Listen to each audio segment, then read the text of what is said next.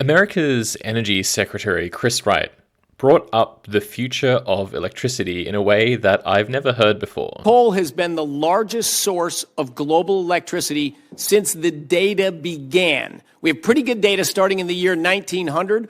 Coal's 125 and 0 in how many years they have led the world in electricity production. I'm pretty confident coal will lead the world in global electricity production when I die.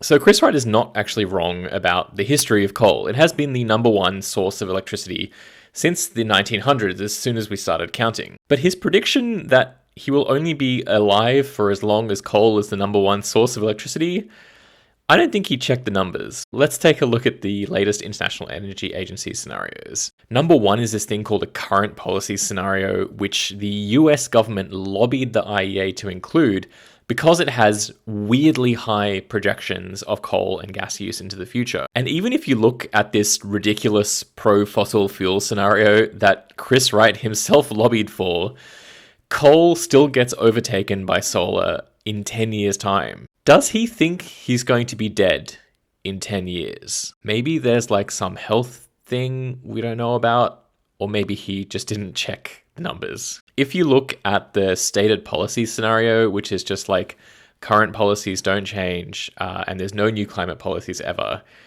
coal gets overtaken by the year 2032, which gives him about 6 years to live.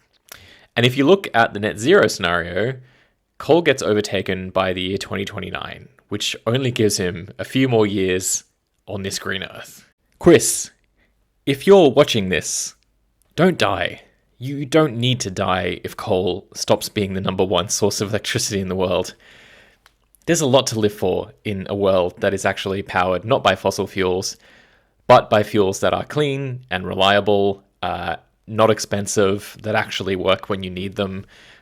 So yeah, I would say stick around for that. You don't need to be so morbid about this. Things could actually be better.